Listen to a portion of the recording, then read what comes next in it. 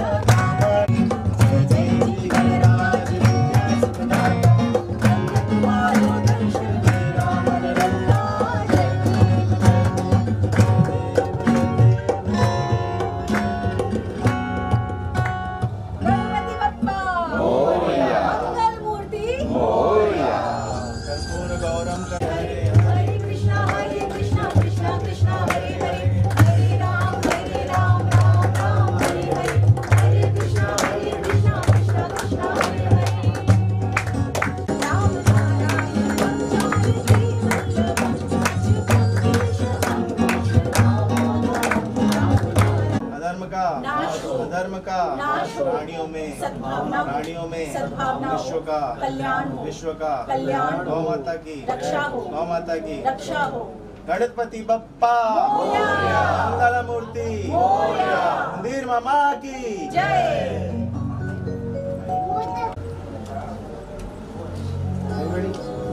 Aarti please.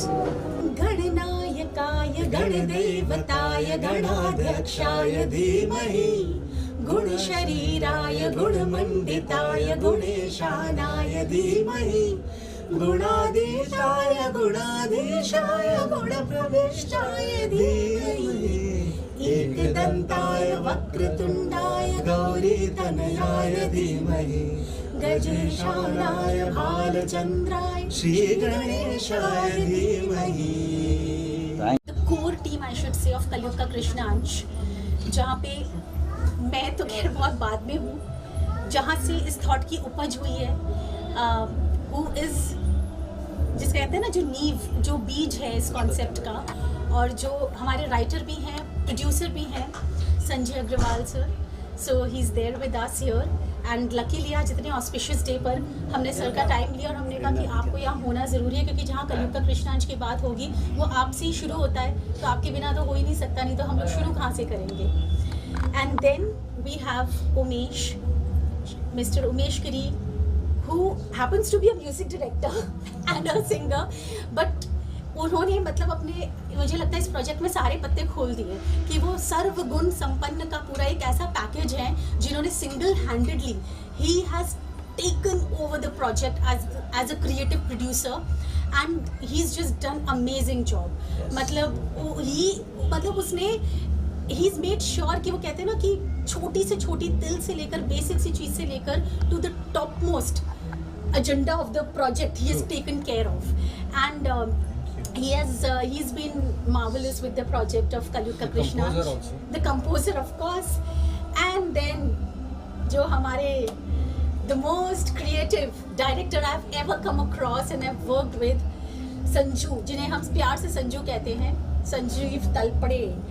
So इनके जो vision है, इनका जो एक चीज़ों को लेकर थॉट प्रोसेस रहता है, आइडिएशन है, दैट्स क्लास अपार्ट. बिकॉज हम लोग कई बार as an artist also creatively, अगर हम किसी प्रोजेक्ट के बारे में सोचते हैं, अगर हम एक लाइन पे सोच रहे होंगे, suddenly Sanju will come, suddenly कहीं से out of the box he come with an idea, और हमें लगेगा यार इसको तो ऐसे भी एग्जीक्यूट किया जा सकता है. And you know, any team which has Sanju, any team, any production house, any, I think I should say any project which has Sanju will always do wonders. So thank you so much. So I think we have these three pillars of Kalyug Ka Krishnansh. And the main pillar, let me say, the main person, the main driving energy जो है, इनसे हमको मिलती है, वो यहाँ ही मिलती है, और इनके faith की वजह से हम लोग सब move कर रहे हैं. To be very honest with you, that warrior like energy जो इनमें है ना, जो क्षत्रिय, मैं इनको क्षत्राणी बुलाता हूँ, ये कोई अतिशोक्ति नहीं है. आप देखेंगे इनको जब भी ये कोई भी प्रोजेक्ट एग्जीक्यूट करते हैं, शी पुट्स इन नॉट 100%, 200%, 300%, 400%, जितनी भी इनमें ऊर्जा है सब वो स्पेल करती है, एवरीथिंग. तो क्या है 100% कमिटमेंट. कहानी की एक लाइन का कृष्णांश, एक लाइन कहनी होती है, एक लाइन में कहानी को हमने इस तरह से पिरोया है कि कुछ हम सब के डीएनए में है, जो हमारे मेन किरदार में भी है, लेकिन वो सिर्फ डीएनए की बात नहीं है, कुछ पूर्व जन्म के संस्कार हैं और कुछ इम्प्रेशंस हैं और कुछ यादें हैं. हम लोग इस युग में आए नहीं हैं, हम पहले भी कहीं थे इस प्लैनेट पे, और हमारे साथ क्या बीता है, और आज हमारा कर्म हमको यहाँ पर ले आया है.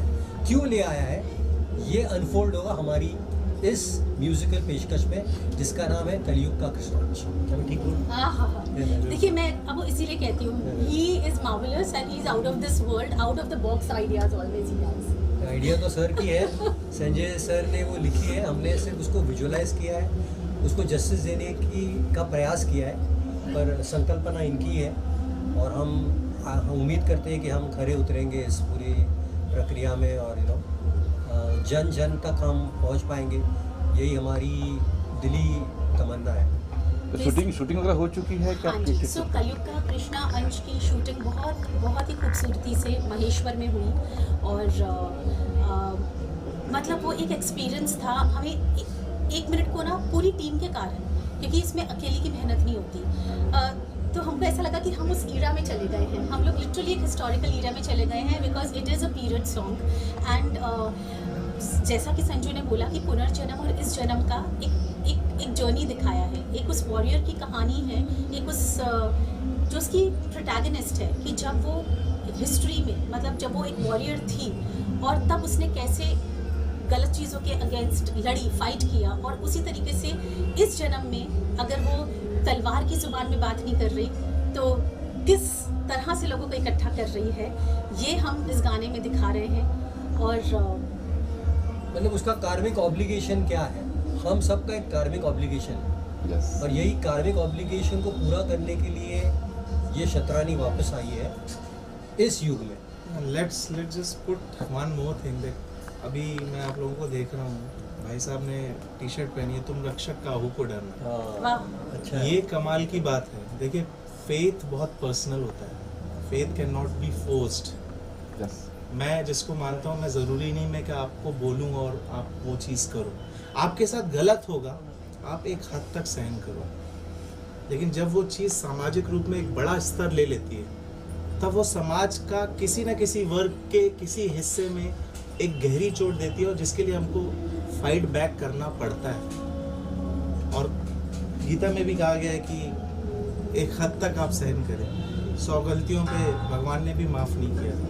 तो ये कुछ उसी जर्नी के लिए है कि एक जो क्रोध है अंदर का, हम कुछ ऐसी चीज़ नहीं कर रहे हैं कि हम आपका कुछ ले रहे हैं या हम आपके लिए कुछ गलत कर रहे हैं। हमारा जो था, जो हमारी चीज़ है, आज मैं यहाँ पे हूँ, कल ये चीज़ मेरी ज़मीन है, ये मेरे बच्चे आगे चल के किसी और को ये ज़मीन दे दी गई, तो मेरे बच्चों को यदि पता चलता है, उनके पोतों को पता चलता है, तो कहीं ना कहीं जाके वो फाइट बैक करेंगे यस कि ये मेरी पौराणिक, ये मेरी पापा की, मेरे दादा की ज़मीन थी, मुझे चाहिए। ये सॉन्ग उसी चीज़ को दर्शाता है। एक तरीके से अपनी लड़ाई है, अपने फेथ के लिए लड़ाई है कि आप हमारे फेथ को तोड़े ना। हम आपको आघात नहीं कर रहे हैं, आप हमें आघात ना करें। एक सीधा सा एक कि मैं आपको सम्मान करूं, जैसे हमारे धर्म में हमें सिखाया गया है कि जैसे बोलते हैं ना, इष्ट जो परंपरा है हमारे धर्म में कि शिव जी के इष्ट कौन है? राम जी, और राम जी के इष्ट कौन है? शिव जी। एक दूसरे का सम्मान ही हमारी संस्कृति है, यही भारत का। तो यहाँ पे आप संस्कृति के साथ चलें, यही हमारा इस गाने का मुहिम है। और हम चाहते हैं कि लोगों तक ज़्यादातर जितने भी जो लोग धर्म से जुड़े हैं, जितने भी लोग इस फेथ पे बिलीव करते हैं कि नहीं, किसी के साथ गलत ना हो, सब अच्छा हो इस दुनिया में, तो वो इस गाने से ज़रूर जुड़े। और सर का भाव इतना बढ़िया था उस गाने के लिए, कहीं ना कहीं एक आपको ड्राइव करता है, वो ड्राइविंग फोर्स देता है, क्योंकि आपने कहीं ना कहीं वो महसूस किया है कि आपके साथ गलत हुआ। तो जब आपके साथ गलत होता है, तो धीरे धीरे सकुचाते हुए ज़िंदगी में आगे बढ़ते हुए कहीं ना कहीं आप आवाज़ उठाते हैं। वो आवाज़ उठाने का काम इन्होंने हमें सौंपा, हमने गाना बनाया, इन्होंने नींव रखी। एंड एक्चुअली सर को लगता है कहीं ना कहीं हम पे कॉन्फिडेंस, और वो कॉन्फिडेंस हमको भी अपने पे नहीं था, वो सर ने हमको कॉन्फिडेंस दिलाया। एंड आई थिंक ये कमाल की बात है कि हाँ कि एंड आई थिंक अभी जो उमेश जी ने बोला, very rightly he said that it has become, जो हम लोग निगलेक्ट कर रहे थे।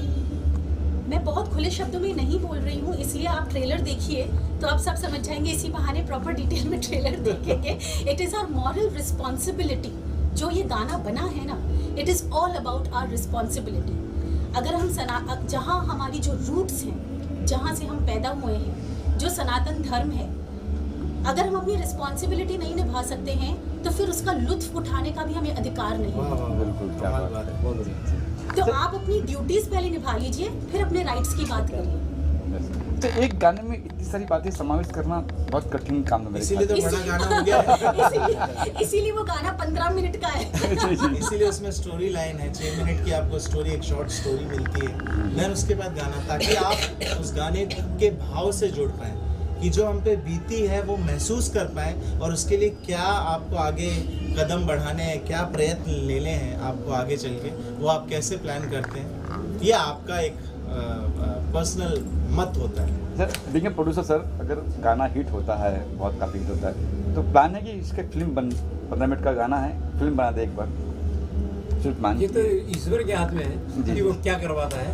पहले गाना हिट होने दीजिए, गाना हिट होगा और होने दीजिए, नहीं होगा। जी सबसे बड़ी बात है कि हमारा गाना हिट होने से ये टारगेट नहीं कि हम फिल्म बनाए। मेरा ये गाना जब मेरे दिमाग में आया तो एक ही चीज़ थी, राम मंदिर बन चुका है, मिल चुका है हमें, कृष्ण जन्मभूमि का मैटर शांत पड़ा हुआ है, तो क्यों ना ऐसा कोई रास्ता अपनाया जाए जिससे जन जन में एक अलग जगह कि हमें कृष्ण जन्मभूमि मुक्त कराना है। तो उस ध्येय को लेते हुए एक दिमाग में विचार आया, उस विचार को डेवलप किया, उस विचार को हम अपने छोटे शहर से बड़े महान समुद्र में आ गए, और सगद में आके हमने मोती ढूंढे, जो हमें मिले, ये 3 मूर्तियां मथाने बैठे हुए हैं, इन मूर्तियों ने उसको पूरा सर आपने माला बना आप वो धागा हो फिर तो और कोहिनूर का हीरा हो बीच में जिसको चमक रहा है।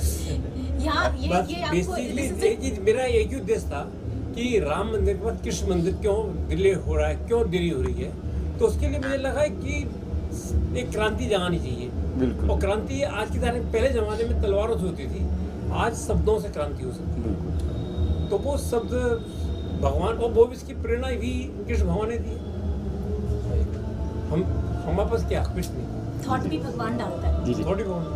दो लाइन, अगर एक लाइन हो जाए कुछ गाने की। हाँ, हो ये जाएगी। उमेश जी ने गाया, तो उमेश जी से कहूँगा, उमेश जी इसको आप सुनाए। मेरे को ज्वाइन करना। यस। सनातन की ललकार है, हमने भरी हुनकार है। सनातन की ललकार है, हमने भरी हुनकार है, हमने भरी हुनकार है। जन्मभूमि जो मुक्त कराएगा, कलयुग कृष्णांश कहलाएगा। जन्मभूमि जो मुक्त कराएगा, कलयुग कृष्णांश कहलाएगा। क्या बात। मैम, गणेश चतुर्थी का मौका है, आपके घर पे गणेश जी पधारे। कितने साल से आपके घर पे गणेश जी आ रहे हैं? अब तो आई थिंक 13-14 साल हो गए। 14 साल हो गए। It's been a very long time and जब से 11 दिन गणपति का होना, ये एक ऐसा अनुभव है, एक ऐसा एक्सपीरियंस है जिसको सही मायनों में शब्दों में बयान नहीं किया जा सकता। Because you live those 11 days. जब आप साल भर के, मतलब आप अपने कामों में, स्ट्रगल्स में, ज़िंदगी के अप्स एंड डाउन्स में होते हैं, and even during these 11 days जब आप घर आते हैं एंड फिर आप बप्पा को देखते एकदम आराम से बैठे हैं और बिल्कुल प्यार से आपको देख रहे हैं, रौनक हो रखी है घर में। बिकॉज लकीली घर में जब बहुत सारे लोग हैं तो ऐसे तो बप्पा को छोड़ के अकेले जाने का कहीं मन नहीं करता, बट जब आपको जाना पड़ता है बाहर काम से और फॉर एनी अदर रीज़न, तो लगता है कि अरे वापस से जल्दी चलते हैं, बप्पा हैं घर पे। तो it's been like good 14 years now, और ऐसा लगता ही नहीं कि अब हम एक साल भी इमेजिन कर सकते हैं without Bappa at our home. I would Double like set- to add one thing. Yes. कि today is my father-in-law birthday. Is Birthday. there. Oh. So he is no more. He was a colonel and doctor. Oh. So he used to say one line that there is always a slip between cup and the lip. आप जिंदगी में कितना भी plan कर लें, अगर उसकी इच्छा नहीं होगी परमेश्वर की, तो आप कुछ नहीं कर सकते। बिल्कुल, बिल्कुल। 11 दिन का हमारा सामर्थ्य नहीं है। मुंबई बिल्कुल जैसे नहीं। शहर में जहाँ पे आपको पैसों के लिए दौड़ना पड़ता है, रिश्तों को निभाना पड़ता है, हर मीटिंग के लिए जाना पड़ता है, कॉफ़ी पिलाना पड़ता है, सब कुछ करना पड़ता है। उस दौरान एज एन आर्टिस्ट मैं ये बहुत अपने आप को लकी मानता हूँ कि भगवान हमारे घर में 11 दिन के लिए आते हैं और हमारी सामर्थ्य नहीं है, वो सेवा खुद लेते हैं। तो बड़ी बात है ये हमारे लिए कि पप्पा हमारे घर आते हैं और 11 दिन रहते हैं। बस डब्ल्यू सेठ ही हर बार होता है कि अलग अलग कुछ? नहीं, हर बार डब्लू अलग शेठ अलग। 10 साल के बाद आए, 2014 में हमने रखे थे घर। और मैं आपको डब्लू शेठ की बात बताऊं, डब्लू शेठ हमने रखा और हाँ, उनको तो उसके हमने बाद जाने ही नहीं दिया। जाने ही नहीं दिया। इतना रोना आने लगा। 1 साल तक मैंने पंडित जी से मैंने बोला इनको स्थापित करो, तो वो 1 साल तक थे। उसके बाद मैंने दूसरे गणेश जी लाए फिर। तो फिर वही एक ये लालच हो गया मन में कि नहीं, उनको हम विसर्जित नहीं करेंगे। और गणपति जी को तो जब भी लेने जाते हैं हर गणेश चतुर्थी में, वो तो ये बात है कि जो पसंद आ गए, मतलब जिसपे मन एक ना भाव आने वाली बात है। बिल्कुल, वो बिल्कुल। भाव जिन पे आ गए, बस उनको ऐसा कोई सोच के नहीं लाते कि दगड़ू सेठ ही लाने हैं या कोई और लाने हैं। वो तो जिस पे लग गया।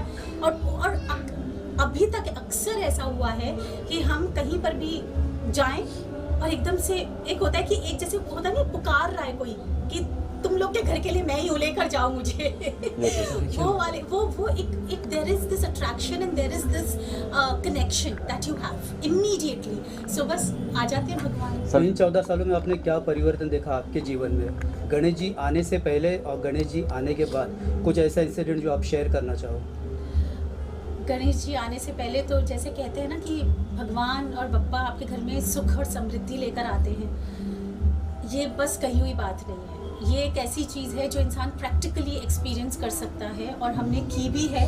और ऐसा नहीं कि लाइफ में चैलेंजेस ख़त्म हो जाते हैं, सडनली गायब हो जाते हैं, स्ट्रगल्स ख़त्म हो जाते हैं, बट आपको उन चैलेंजेस से डील करने की शक्ति आ जाती है। उन चैलेंजेस को को एक्चुअली ना हमको उनको साथ में लेकर उनको ओवरकम कैसे करना है और एट द सेम टाइम हमें स्टेबल कैसे रहना है। अ लॉट ऑफ थिंग्स भगवान हमें सिखाते हैं और हम तो फिर भी इतने नालायक हैं, पता नहीं कब उस लेवल पर आएंगे कि कुछ सीख ही पाए। But definitely life becomes, Bappa का आना is a life changing experience. Lastly Ganpati Bappa है घर में, एक गाना हो जाए बिंग सिंगर से।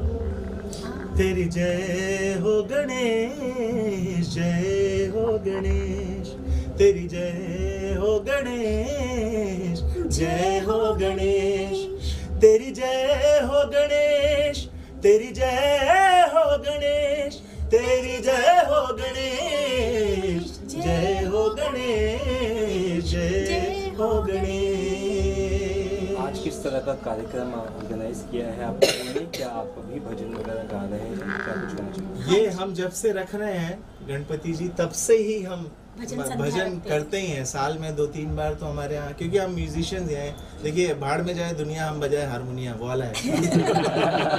तो ये कहीं पे भी जाए, हमारी जो पेटी है, हमारा सुर जो है, यही हमारे लिए सब कुछ है। तो लोग आते जाते रहते हैं, गला साथ में, जब तक भगवती चाह रही है, जब तक देवता चाह रहे हैं, तब तक ये गला जब तक चलता रहेगा, सब कुछ चलता रहेगा। इन्हीं का दिया हुआ है ये, जब चाहेंगे इन्हीं के हिसाब से चलेगा। हम चाहे कितना भी प्रयास कर लें, तो भगवान के लिए बस एक हम जो बहुत ज़्यादा जिसमें हम फील करते हैं, गणनायकाय गणदेवताय गणाध्यक्षाय धीमहि गुणशरीराय गुणमण्डिताय गुणेशानाय धीमहि गुणाधीशाय गुणाधीशाय गुणप्रविष्टाय धीमहि एकदन्ताय वक्रतुण्डाय गौरीतनयाय धीमहि गजेशानाय भालचन्द्राय श्रीगणेशाय धीमहि। Thank you sir, thank you ma'am, thank you.